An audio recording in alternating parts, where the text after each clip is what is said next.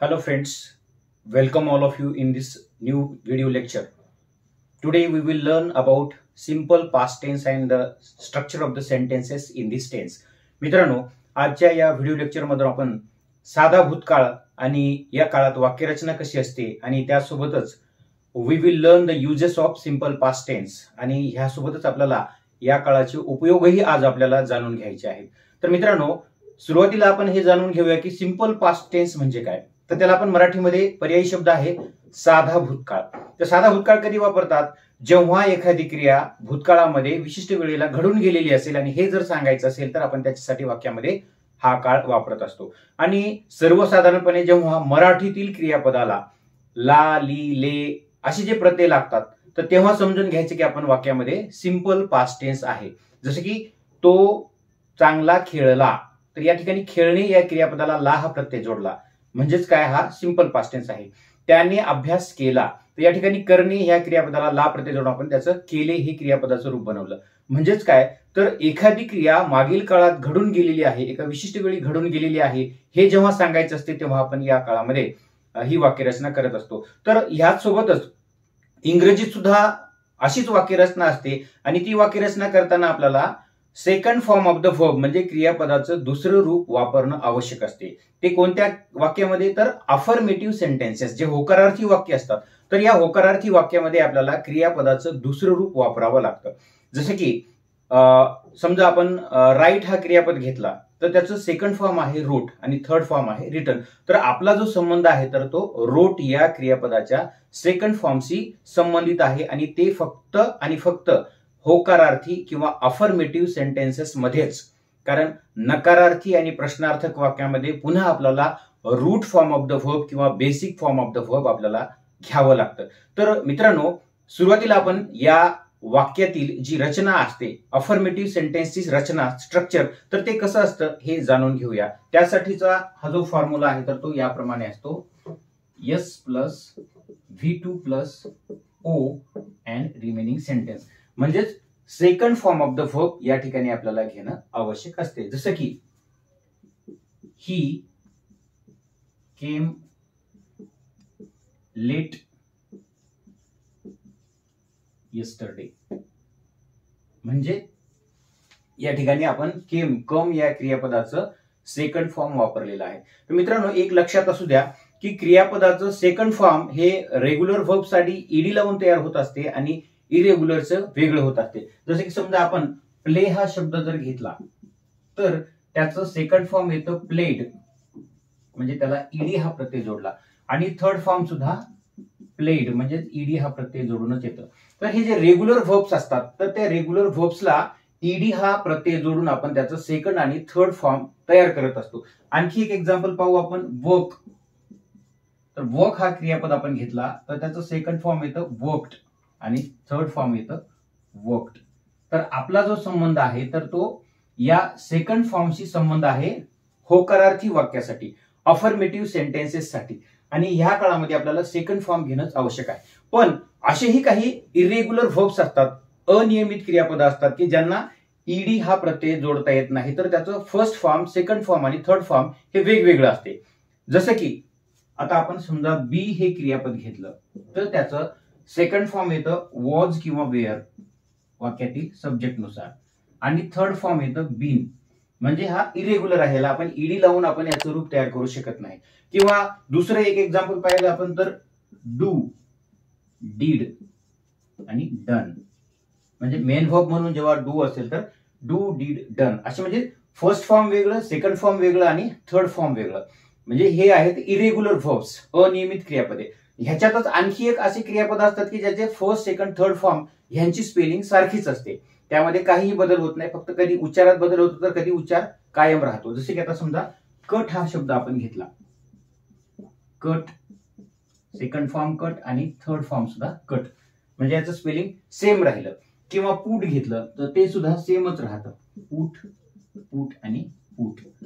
तर हे जे आहे तर ते इरेग्युलर व्हर्ब्स आहेत, अनियमित क्रियापद, आणि अनियमित क्रियापदांचे हे सेकंड फॉर्म्स आहेत. तर या काळामध्ये होकारार्थी वाक्यामध्ये आपल्याला सेकंड फॉर्म घेणं आवश्यक असतं. जसं आपण या होकारार्थी वाक्यामध्ये ही केम लेट येस्टरडे, तो काल उशिरा आला, तर या ठिकाणी आपण आला म्हणजे येणे या क्रियापदाचा आला हे रूप तयार केलं आणि त्यातून आपण साधा भूतकाळ दाखवला. किंवा दुसरं एक्झाम्पल पाहू आपण. प्ले समजा घेतलं तर he played well in the match. तो काल मॅच मध्ये चांगला खेळला. तर असं कोणतंही जरी क्रियापद घेतलं आपण तर होकारार्थी वाक्यामध्ये अफर्मेटिव्ह सेंटेन्सेस मध्ये आपल्याला त्याचं सेकंड फॉर्म घेणं आवश्यक आहे. जसं की आपण याचं स्ट्रक्चर पाहिलं. Subject, V2 and object and remaining sentence.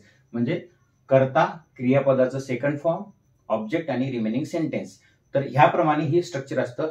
आणि होकारार्थी वाक्याचं स्ट्रक्चर हे असंच असतं. तर ह्यामध्ये आपण एखादी क्रिया मागील काळात घडून गेली हे सांगत असतो. आता आपण मित्रांनो याचं दुसरं वाक्यरचना जो दुसरा प्रकार आहे तो म्हणजे निगेटिव्ह सेंटेन्सेस. तर निगेटिव्ह सेंटेन्सेस कसे असतात हे आता आपण पाहूया. आपण सिंपल पास्ट टेन्स मध्ये निगेटिव्ह सेंटेन्स स्ट्रक्चर पाहतो तर ते ह्याप्रमाणे असते. सुरुवातीला आपल्याला सब्जेक्ट घ्यावा लागतो, त्यानंतर ऑक्झिलरी म्हणून डीड घेणं आवश्यक असते, त्यानंतर आपल्याला निगेटिव्ह ऍडव्हर्ब नॉट, नंतर root form of the verb, object and remaining sentence. म्हणजेच काय तर नकारार्थी वाक्यामध्ये ती क्रिया घडली नाही हे दाखवण्यासाठी आपल्याला डिड नॉट किंवा त्याचं कॉन्ट्रॅक्टेड फॉर्म्स डिडंट्स घेणं आवश्यक असते. तर डिडंट सुद्धा आपण याला कॉन्ट्रॅक्टेड फॉर्म मध्ये वापरू शकतो. आणि डिडंट हे वस्तुतः जास्त करून जे स्पोकन इंग्लिश आहे किंवा कन्व्हर्सेशन आहे तर त्यामध्ये वापरलं जातं आणि रिटर्न मध्ये नेहमी डिड नॉट असंच वापरलं जातं. तर आता आपण याचं स्ट्रक्चर पाहिलं तर त्या स्ट्रक्चरनुसार एक सेंटेन्स पाहूया. जसं की आपण वी ड्रो अवर कार्स व्हेरी फास्ट हे एक वाक्य अफर्मेटिव्ह सेंटेन्स मध्ये घेतलं होतं. त्याच आपण जर निगेटिव्ह केलं तर ते असं होईल. We did not drive our cars very fast. तर या ठिकाणी आपल्याला root form of the verb किंवा basic form of the verb घेणं आवश्यक आहे. कारण आपण इथं डीड घेतलेला आहे. जेव्हा जेव्हा वाक्यामध्ये आपण डू, डज, डीड यासारखी ऑक्झिलरी घेतो तर त्यानंतर जे येणारे जे मेन वर्ब आहे तर ते मेन वर्ब त्याच्या रूट फॉर्म मध्ये असते, पहिल्याच रूपामध्ये असते. म्हणून आपण या ड्रोचं या ठिकाणी ड्राईव्ह हे रूट फॉर्म घेतले. मित्रांनो एक लक्षात असू द्या की जसं आपण प्रेझेंट टेन्स मध्ये म्हणजे सिंपल प्रेझेंट टेन्स मध्ये निगेटिव्ह करताना डू, डज असं वेगवेगळं सहाय्यकारी क्रियापद घेतलं होतं तसं आपल्याला या सिंपल पास्ट मध्ये वेगळं घेण्याची आवश्यकता नसते. म्हणजे first person, second person, third person, singular, plural कोणताही सब्जेक्ट असो तर त्या सर्व सब्जेक्ट सोबत आपल्याला डिड नॉट घेणंच आवश्यक आहे. किंवा आपण प्रेझेंट परफेक्ट मध्ये जसं हॅव आणि हॅज आणि नंतर नॉट घेतलं होतं निगेटिव्ह करताना, की काहीसाठी हॅव वापरलं होतं आणि काहीसाठी हॅज वापरलं होतं. पण ह्या काळामध्ये आपल्याला तसं वेगवेगळं ऑक्झिलरी वापरण्याची आवश्यकता नसते. सर्वांसाठीच मग first person, second person, third person, singular, plural, I, we, you, they, he, she, it, singular noun, plural noun ह्या सगळ्यांसाठीच आपल्याला डिड नॉटच निगेटिव्ह सेंटेन्सेस मध्ये घेणं आवश्यक असते. तर ही झाली मित्रांनो निगेटिव्ह सेंटेन्स स्ट्रक्चर, नकारार्थी वाक्य रचना. आता त्यानंतर आता आपण पुढच्या भागाकडे वळूया. तो म्हणजे इंट्रोगेटिव्ह सेंटेन्स पॅटर्न म्हणजेच प्रश्नार्थक वाक्य रचना.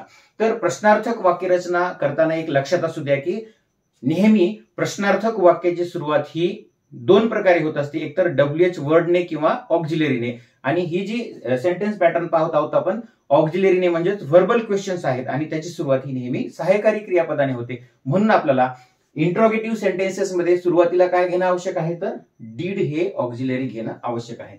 तर तो स्ट्रक्चर याप्रमाणे असतो. Did plus subject plus V1 plus object and interrogatory mark म्हणजे प्रश्नार्थक चिन्ह.